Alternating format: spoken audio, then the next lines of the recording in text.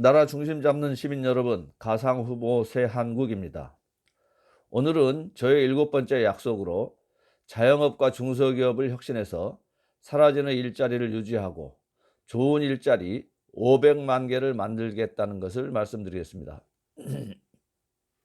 알다시피 중소기업과 자영업은 일자리 보물 창고입니다. 2019년도에 중소기업은 668만 8천 개로 종사자들이 1,744만 명입니다. 대기업이 363만 명을 고용하는 것에 비하면 일자리를 어디서 만들어야 하는지 답이 나옵니다. 중소기업은 2021년 현재 전체 기업의 99.9%를 차지하고 있고 근로자 비중은 82.7%입니다. 매출은 2,732조 원으로 전체 매출액의 48.7%입니다. 최고의 복지인 일자리 만들기는 대기업보다 중소기업과 자영업에서 만들어야 합니다. 이들 중소기업과 자영업이 혁신해서 대기업으로 가는 과정에서 좋은 일자리가 만들어지기 때문입니다. 그러나 해마다 이 중소기업과 자영업 일자리가 사라지고 있습니다. 기술력이 낡은 중소기업과 자영업자들이 많기 때문입니다.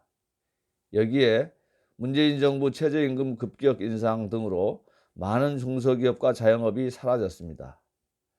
비록 사라진 업체들이 안 좋은 일자리라고 해도 이들 모두를 실업자로 만드는 것보다는 나은 것이었습니다. 그런데 이들 일자리를 문재인 정부가 인위적인 최저임금 급격 인상 등으로 없애버렸습니다.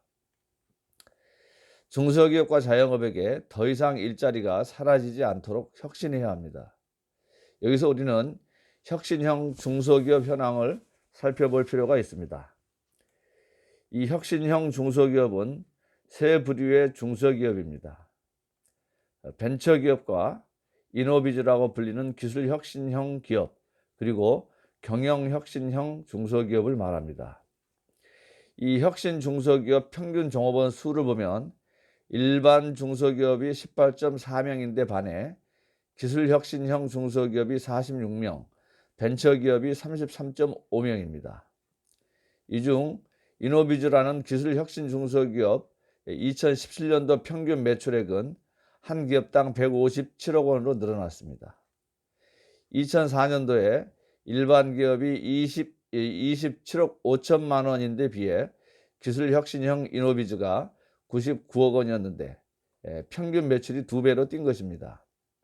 또 평균 연구개발비 투자를 보면 일반 중소기업이 1억 3천만 원인데 비해 이노비즈는 4억 6천만 원, 4억 6천만 원, 벤처기업은 4억 3천만 원입니다. 이걸 한마디로 요약하면 기술혁신형 중소기업이 일반 중소기업에 비해 3배 가까운 일자리를 만들고 있다는 뜻입니다. 이런 혁신형 중소기업이 2013년에는 4만 7천 개였으나 2019년도에는 6만 개로 늘어났습니다.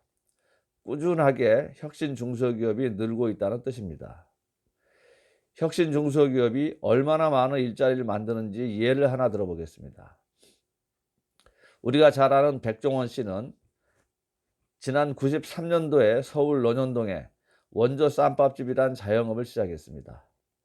더본코리아의 시작이었습니다. 맛과 경영을 계속 혁신해서 지금은 세계적인 기업이 되었습니다. 더본코리아는 2020년 평균 연봉이 4,166만 원이고 사원수도 736명입니다. 여기에 새마을식당과 한신포차, 홍콩반점, 백다방 등 16개 브랜드 전국 1,770개 매장을 운영하고 있습니다. 코로나19에도 지난해 매장 수는 250개 이상 늘어났습니다. 이들 매장에서 평균 10명이 일한다고 잡아도 2만 명 가까운 일자리를 만들었습니다. 그리고 지금은 일본과 미국은 물론 중국, 태국, 캄보디아, 싱가포르, 말레이시아, 인도네시아, 필리핀, 베트남 등까지 진출했습니다.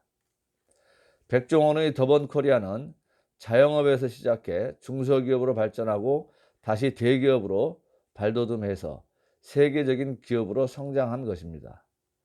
자영업이 중소기업이 되고 대기업이 되는 사이에 좋은 일자리가 많이 만들어지는 것을 보여주고 있습니다.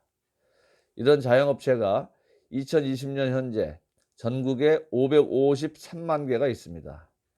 경제활동 인구의 24.4%를 차지하고 있습니다. 여기서 관념자파들이 잘못 생각하고 있는 것을 하나 지적하고자 합니다. 이들은 경제를 책에서만 배워서 실물 경제를 잘 모릅니다. 미국과 유럽이 경제활동 인구에서 차지하는 자영업 비율이 6% 안팎입니다. 따라서 이들은 자영업 비중이 낮은 것이 선진 경제라고 착각하고 있습니다. 30% 가까이 되었던 자영업 비중이 24%까지 낮아진 것은 이들 관념자파들이 최저임금 급격 인상 등으로 자영업 말살 정책을 폈기 때문입니다. 그러나 자영업은 일자리와 혁신의 보물 창고입니다. 스마트폰을 처음 만든 애플의 스티브 잡스도 처음에는 자기 집 창고에서부터 연구를 시작했습니다. 일종의 1인 혁신 자영업자였습니다. 거기서 얻은 아이디어를 가지고 투자를 받아 애플을 만들었고 오늘의 세계 기업으로 키웠습니다. 우리나라 싸이월드와 아이러브스쿨이란 조그만 인터넷 기업을 모방해서 만든 것이 지금 세계를 휘젓고 있는 페이스북입니다. 또 우리 짜장면 철가방 배달업이 발전해서 택배 시장이 만들어지고 온라인 매출이 빠르게 늘면서 배달의 민족 같은 배달 앱이 만들어졌습니다. 세계 1등 갑부인 제프 베이조스의 아마존도 우리의 배달 문화를 통한 전자 매출로 일어선 기업입니다. 짜장면 철가방이 세계 제1의 갑부를 만들었다고 해도 크게 틀린 말이 아닙니다. 지금은 세계 기업이 된 삼성도 초대 총수인 이병철 씨가 대구에서 밀가루와 과일 팔던 삼성상회라는 동네 가게에서부터 시작했습니다. 현대그룹을 일군 정주영 전 회장도 서울 신당동에서 경일상회라고 하는 쌀가게부터 시작했습니다. 세계적인 기업의 출발은 바로 자영업이고 이 자영업이 혁신되어 중소기업과 대기업으로 가면서 좋은 일자리를 만듭니다. 자영업은 경쟁이 치열하기에 도태되는 업체도 많지만 동시에 혁신되는 업체가 대기업으로 발전해 많은 일자리를 만들어낸 것입니다. 자본주의 시장경제 생산력 발전의 출발점이 바로 자영업인 것입니다.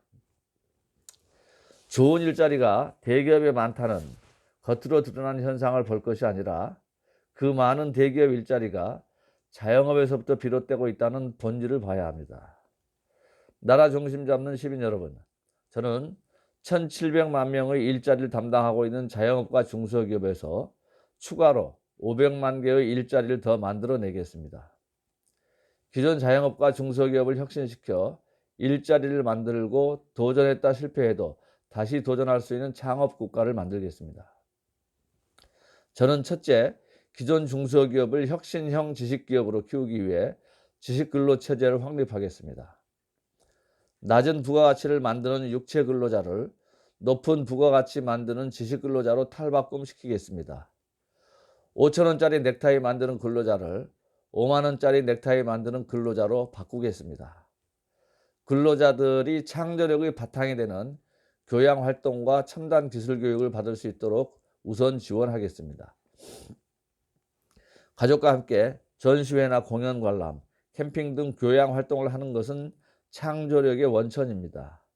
이 교양활동과 첨단 기술교육을 보장하는 중소기업에 우선 투자하겠습니다. 이 모델은 망하기 직전에 다시 살아나 좋은 일자리를 많이 만든 유한 킴벌리가 모델입니다. 그 모델은 300여 개 대기업과 중소기업은 물론 동네 치과의원까지 적용해서 성공한 사례가 이미 있습니다.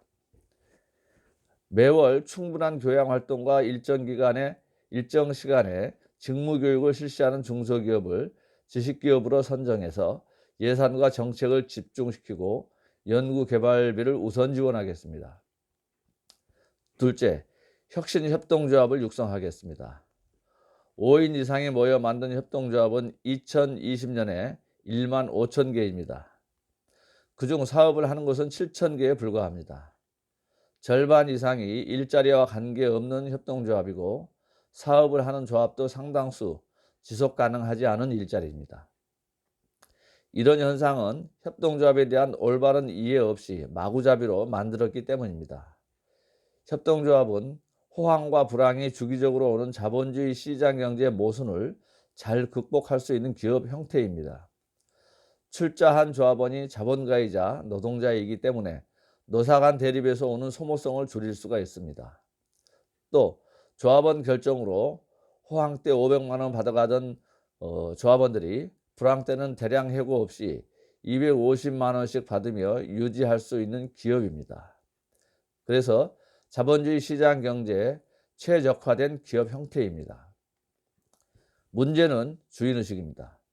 무늬만 협동조합이 아니고 조합원 개개인이 주인의식과 책임의식을 갖도록 해야 합니다. 그런데 지금 협동조합은 주도하는 몇몇만 주인의식이 있고 나머지는 방관자나 객이 되어 있습니다. 자연히 조합원 전체의 집단지성을 모아내기가 힘이 드니 시장 경쟁력 있는 아이디어로 혁신 상품을 만들지 못하고 혁신 경영을 할 수 없습니다. 만들어 놓기만 하고 놀고 있는 협동조합이 많은 이유입니다. 조합원 개개인이 주인의식을 갖고 집단지성으로 경쟁력 있는 아이디어로 만든 상품을 만들어내 지속 가능한 협동조합으로 만들어야 합니다. 이를 위해 만들어진 직접민주제 원리의 공감 토론 마당을 모든 조합원들이 참여할 수 있게 교육시켜야 합니다. 주최 측과 집행부가 없이 각자가 주도하는 이야기 마당에서 다양한 아이디어들을 내놓고 혁신 제품을 만들 수 있게 해야 합니다. 삼성 같은 대기업들도 이미 수평적인 회의 체계를 만들었습니다.